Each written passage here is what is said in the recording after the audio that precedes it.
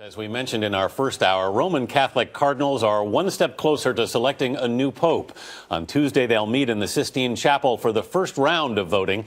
Alan Pizzi reports from Vatican City. The cardinals will hold two more meetings together before they go into the conclave for their secret vote. But preparations for the tradition-steeped ritual are nearly complete. The chimney from which smoke will announce news of the papal election went into place on top of the Sistine Chapel this morning. Black smoke after each ballot means no pope is chosen. White signals a winner. The 115 cardinals who will choose the new pope from among their number are more used to communicating by Twitter and email. But their deliberations are secret, so they have to give up their cell phones and computers for the duration of the conclave.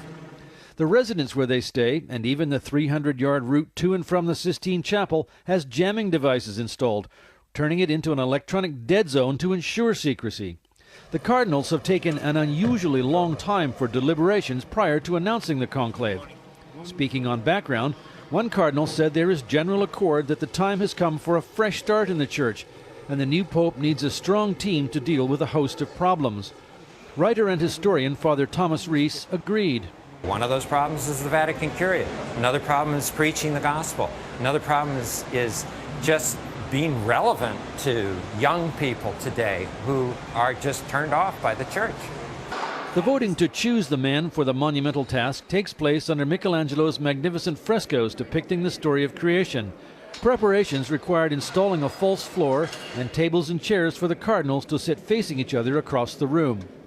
As far as is known, there is no clear front-runner, and all the lists of papabile, those who could be pope, include the names of at least two Americans, Cardinal Timothy Dolan of New York and Sean O'Malley of Boston. But the odds on them are long indeed. For CBS This Morning Saturday, Alan Pizzi, Vatican City. So who would make the best pope? For that, we turn to our panel of papal experts. They are Notre Dame Christianity professor Candida Moss, Sister Maureen Fiedler, host of the public radio program Interfaith Voices, and Baptist minister Paul Rauschenbusch, senior religion editor with the Huffington Post. Good morning to you all. Welcome. Good morning. And welcome back to you two. Thank you. To start with, well, Candida, let me start with you. 115 cardinals. Who would you go with and why? I would go with Cardinal Leonardo Sandri. He's from Argentina, but he spent a lot of time in Italy, so he can really heal that sort of old world Catholic, new developing Catholic divide. He has a lot of diplomatic experience, so he can use a kind of moderate language that we need to facilitate interfaith dialogue. And he said a lot of really promising things about the need for women's leadership in the church. It's all about tone, and I think he has it all. Sister Maureen, what do you think of that?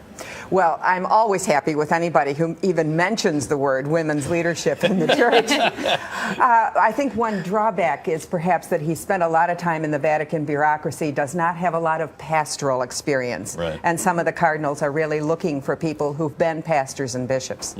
I know you'd pick a woman. But that's who right. Would you, but well, if there was a candidate, if I had a candidate, it would be Sister Simone Campbell, who is the sister who led nuns on the bus in the United States as a champion of social justice and peace. But if I had to pick a candidate who has a chance, which she doesn't, I would pick from the Philippines, Luis Antonio Tagle. Now, he's young. He's 55. That could be a strike against him. But he comes from a part of the world where the church is growing. He has an absolutely clean record on sex abuse. In fact, the organizations that follow this have really given him a clean slate. Mostly, he believes in shared decision-making in the church. His whole dissertation was on that from the Second Vatican Council.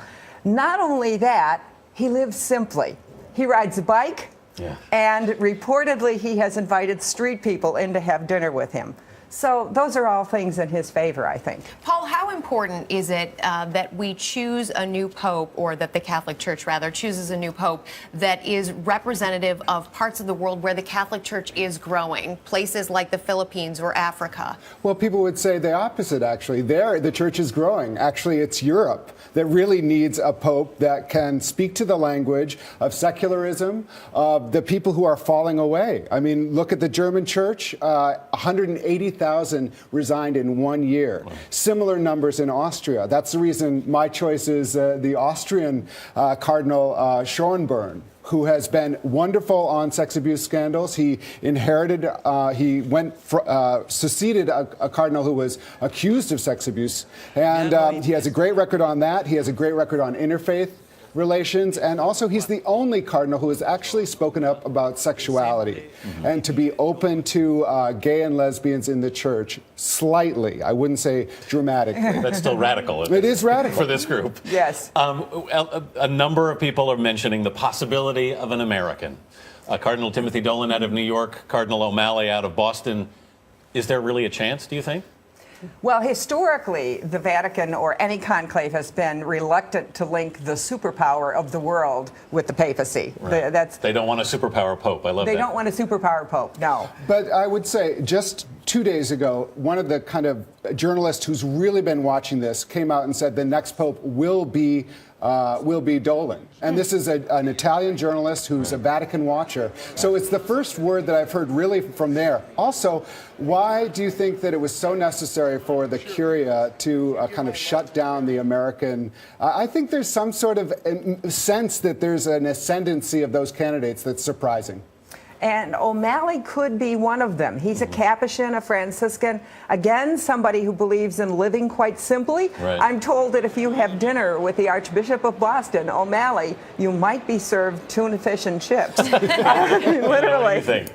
I think that if any American pope has a chance, I think we're talking about Dolan or O'Malley, but the fact that they were shut down by Vatican officials indicates that there doesn't seem to really be support for them. If the only thing that mattered was speaking to the media and the American church, then that would be one thing, but that doesn't seem to be the only concern that the Vatican has right now. What do you think the biggest concern of the Vatican is right now, Sister Maureen? Well, from what I hear from journalists who know the inside scene, they want somebody who can clean up the mess in the Curia, where there have been scandals, where there's mismanagement, where there's financial shenanigans, and a lot of entrenched people and a lot of infighting. And there are many people who would like to see somebody who at least could be a decent administrator of that 3,000-person bureaucracy. So which of these candidates, we've talked about a lot of the great qualities in each of these picks, which of these candidates do you believe has that specific quality? Oh, that's a good question. That might be Schönborn of Austria, very possibly. And he has something else on his side. I know from my own experience there's been a very strong church reform movement in Austria. Right. And Schönborn has been faced with it time and again. Now, it's not like he agrees with them. You know, these are folks that want the ordination of women, married clergy, etc. But he's dealt with them in a pastoral way and not in a hard-line kind of put-down way. Candidate, I mean, how much politicking is going on right now? Well, we assume that there's a lot of politicking. There have been 2 weeks of discussion and debate, so perhaps the time for talk is sort of over and now we can move forward. I think the most important thing is that we elect someone who can really communicate the church's message to the world.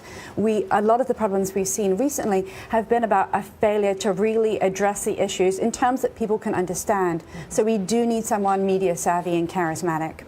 Paul Rauschenbusch, Candida Moss, and Sister Maureen Fiedler, thanks so much to all of you. Thank you. Appreciate it.